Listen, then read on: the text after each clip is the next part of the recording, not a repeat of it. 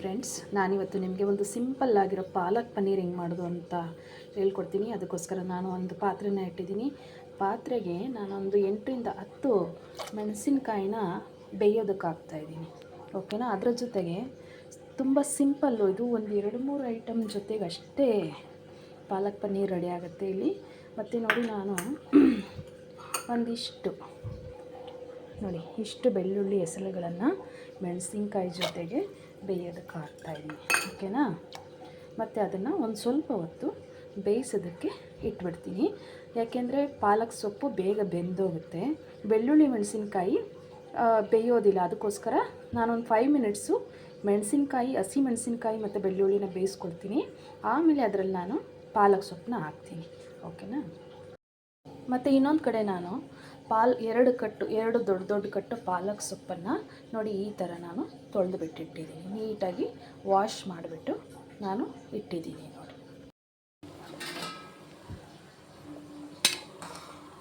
ನೋಡಿ ಇದು ಇವಾಗ ಇಷ್ಟು ಬೆಂದಿದೆ. ನೋಡಿ ಇಷ್ಟು ಬೆಂದರೆ ಸಾಕು. ನೋಡಿ ಇಷ್ಟು ಬೆಂದಿದೆ, ಇಷ್ಟು ಬೆಂದರೆ ಸಾಕು. ಬೆಳ್ಳುಳ್ಳಿನೂ ಅಷ್ಟೇ ನೋಡಿ ಇಷ್ಟು ಬೆಂದಿದೆ. ಓಕೆನಾ. ನೋಡಿದ್ರೆ ಸ್ವಲ್ಪ ಇದು ಈ ಥರ ಆಗಬೇಕು. ಮತ್ತು ನಾನಿವಾಗ ಇದಕ್ಕೆ ಪಾಲಕ್ ಸೊಪ್ಪನ್ನು ಹಾಕ್ತಾಯಿದ್ದೀನಿ. ನಾನೇನು ತೊಳೆದಿಟ್ಕೊಂಡಿದ್ದೀನಲ್ಲ ಪಾಲಕ್ ಸೊಪ್ಪು, ಅದನ್ನು ಹಾಕ್ತಾಯಿದ್ದೀನಿ. ಓಕೆ.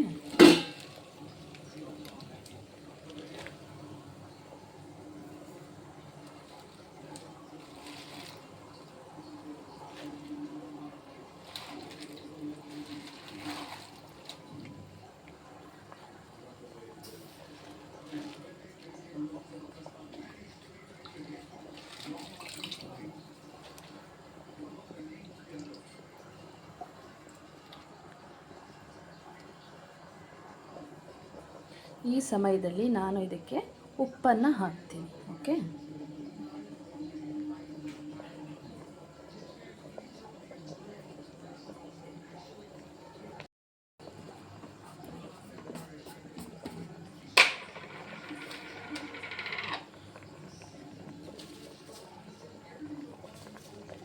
ಇಷ್ಟು ಉಪ್ಪನ್ನು ಹಾಕಿದ್ರೆ ಸಾಕು.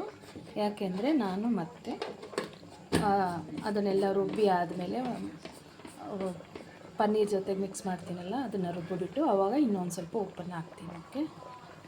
ಮತ್ತು ಯಾವುದೇ ಕಾರಣಕ್ಕೂ ಸೊಪ್ಪು ಬೇಯುವಾಗ ಅದನ್ನು ಮುಚ್ಚಕ್ಕೆ ಹೋಗಬೇಡಿ. ಮುಚ್ಚಿದ್ರೆ ಅದು ಸ್ವಲ್ಪ ಕಹಿ ಬರುತ್ತೆ ಅನ್ನೋ ಕಾರಣಕ್ಕೆ ಯಾವುದೇ ಸೊಪ್ಪಾಗಲಿ ಅದನ್ನು ಬೇಯಿಸುವಾಗ ನಾವು ಮುಚ್ಚಿಬಿಟ್ಟು ಬೇಯಿಸಬಾರ್ದು, ಹಂಗೆ ಓಪನ್ನಾಗಿ ಬೇಯಿಸಬೇಕು. ಮತ್ತು ಒಂದು 5 ನಿಮಿಷ ಆದಮೇಲೆ ಅದನ್ನು ನಾವು ಈ ಥರ ಮಚ್ಚಾಕಬೇಕು.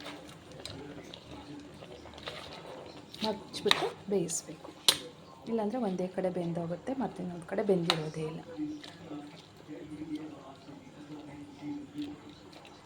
ಮತ್ತು ಸೊಪ್ಪನ್ನು ಪಾಲಕ್ ಸೊಪ್ಪು ಎಲ್ಲ ಸೊಪ್ಪಿಗಿಂತ ಹೆಚ್ಚಾಗಿ ಪಾಲಕ್ ಸೊಪ್ಪು ತುಂಬ ಬೇಗನೆ ಬೆಂದೋಗುತ್ತೆ.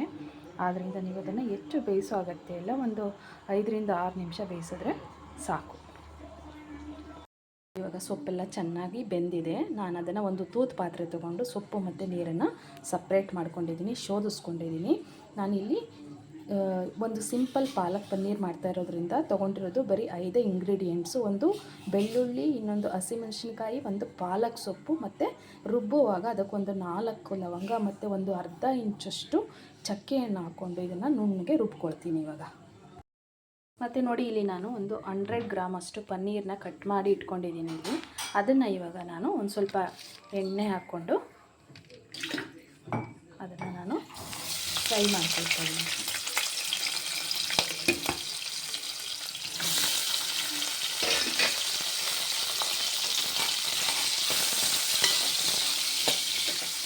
ಇದನ್ನು ಚೆನ್ನಾಗಿ ಫ್ರೈ ಮಾಡ್ತೀನಿ.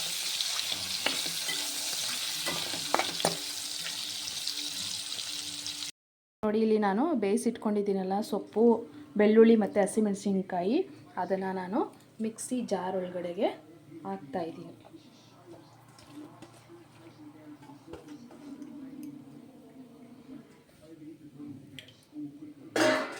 ಮತ್ತು ನೋಡಿ, ನಾನು ಇವಾಗ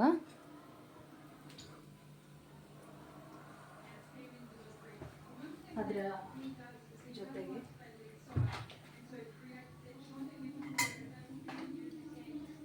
ನಾನು ರುಬ್ಬಕ್ಕೆ ಅದರ ಜೊತೆಗೆ ನೋಡಿ ಇಷ್ಟು ಲವಂಗ, ಮತ್ತು ನೋಡಿ ನಾನು ರುಬ್ಬಕ್ಕೆ ಅದರ ಜೊತೆಗೆ ಈ 4-5 ಲವಂಗ ಹಾಕ್ಕೊಳ್ತಾ ಇದ್ದೀನಿ.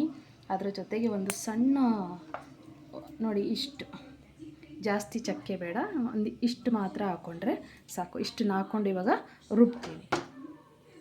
ಮತ್ತು ನಾನೊಂದು ಚಿಕ್ಕ ಬಾಣಲೆನ ಒಲೆ ಮೇಲೆ ಇಟ್ಕೊಂಡು ಅದಕ್ಕೆ 1-2-3 ಲವಂಗ ಮತ್ತು ಒಂದು ಸಣ್ಣ ಚಕ್ಕೆ ಪೀಸ್ ಹಾಕಿದ್ದೀನಿ.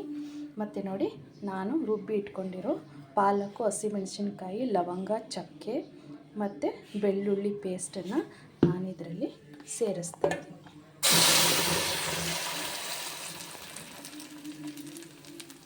ಮತ್ತು ನಾನಿಲ್ಲಿ ಪಾಲಕ್ ಸೊಪ್ಪನ್ನು ಬೇಯಿಸುವಾಗ ನೀರನ್ನು ಏನು ಶೋಧಿಸ್ಕೊಂಡಿದ್ನಲ್ಲ, ಆ ನೀರನ್ನು ನಾನಿವಾಗ ಮಿಕ್ಸಿ ಜಾರಲ್ಲಿ ಹಾಕ್ಬಿಟ್ಟು ತಿರುಗಿಸಿ ನಾನು ಮತ್ತೆ ಈ ಬಾಣಲೆಯಲ್ಲಿ ಹಾಕ್ತಾಯಿದ್ದೀನಿ.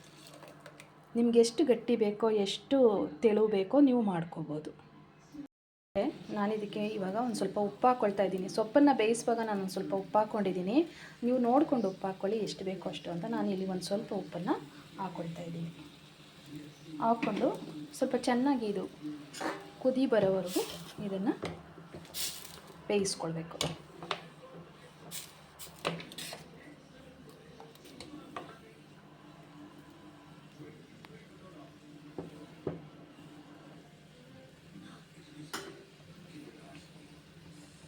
ಮತ್ತು ನೋಡಿ ಇಲ್ಲಿ ಇದು ಇಷ್ಟು ಕುದಿ ಬಂದಿದೆ. ಇದಕ್ಕೆ ನಾನು ಆವಾಗಲೇ ಫ್ರೈ ಮಾಡಿ ಇಟ್ಕೊಂಡಿರೋಂತಹ ಪನ್ನೀರನ್ನ ನಾನು ಇಲ್ಲಿ ಈ ಸಮಯದಲ್ಲಿ ಹಾಕ್ತಾಯಿದ್ದೀನಿ.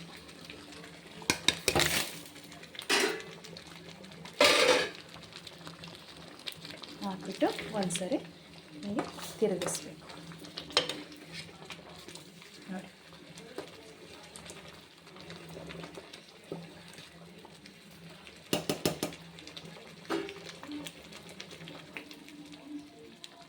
ಇವಾಗ ಪಾಲಕ್ ಪನ್ನೀರು ರೆಡಿಯಾಗಿದೆ. ದಯವಿಟ್ಟು ಇದನ್ನು ಟ್ರೈ ಮಾಡಿ. ತುಂಬ ಸಿಂಪಲ್ಲಾಗಿದೆ ಮತ್ತು ತುಂಬ ಟೇಸ್ಟಿಯಾಗಿರುತ್ತೆ.